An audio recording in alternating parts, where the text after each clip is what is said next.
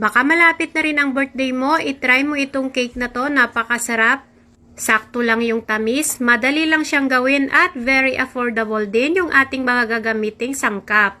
Gagamit lang tayo dito ng dark chocolate na fudgy bar. Isa din kasi dito sa nagustuhan ko ay napaka-moist ng kanyang cake. Bale, ito ang magsisilbing pinaka-base natin sa cake.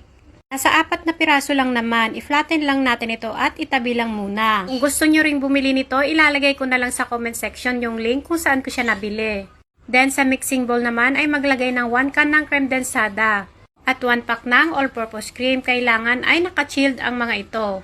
Mas maganda kasi yung magiging outcome ng ating cream mixture kapag ito ay naka-chill.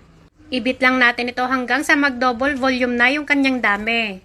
Hindi na rin tayo dito maglalagay ng condensed milk kasi yung creme densada natin ay matamis na.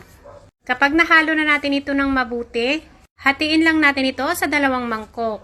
Bale, maglalagay lang ako dito ng 1 kutsara ng cocoa powder. Kung wala kayong cocoa powder, pwede namang 1 sachet ng Milo powder. Pero para sa akin ay mas maganda talaga ang cocoa powder kasi hindi siya katamisan. Kapag na-mix na natin ng mabuti, scrape lang natin yung gilid. Para sa unang layer, ilagay na natin yung ating plain na cream mixture. Medyo maliit itong nakuha kong lalagyan. Pwede kayong gumamit ng mga 7x3 na round pan.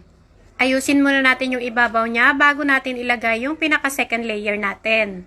Yung complete ingredients natin, ilalagay ko na lang ulit sa ating comment section box at dito sa dulo ng ating video. Tingnan nyo ang dami ko pang natirang cream mixture. Ilalagay ko na lang ito sa maliit na tub. I-flatten lang natin ulit yung ibabaw niya at palalamigin lang natin ito sa freezer ng mga 3 oras. Kung hindi naman kayo nagmamadali, pwede namang magdamag. And after 3 hours na pagpapalamig, i-grease lang natin ng cocoa powder sa ibabaw.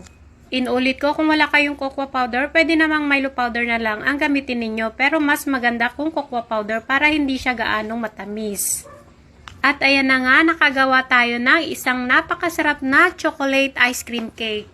I-try nyo na rin ito mga mare, napakasarap at saktong-sakto lang din yung kanyang tamis. Sigurado ako magugustuhan nyo talaga ito. Perfect din itong pang birthday cake. Siyempre, always shout out sa ating mga masisipag na OFW, sa ating mga followers and non-followers, at sa ating mga very generous na star senders. Shout out to you Ma'am Marge Lemigs ng Saudi Arabia, kay Ma'am Tesha Pius ng Nueva Ecija, at kay Ma'am Elena Reyes ng Antipolo City. Maraming salamat sa panonood. Bye everyone!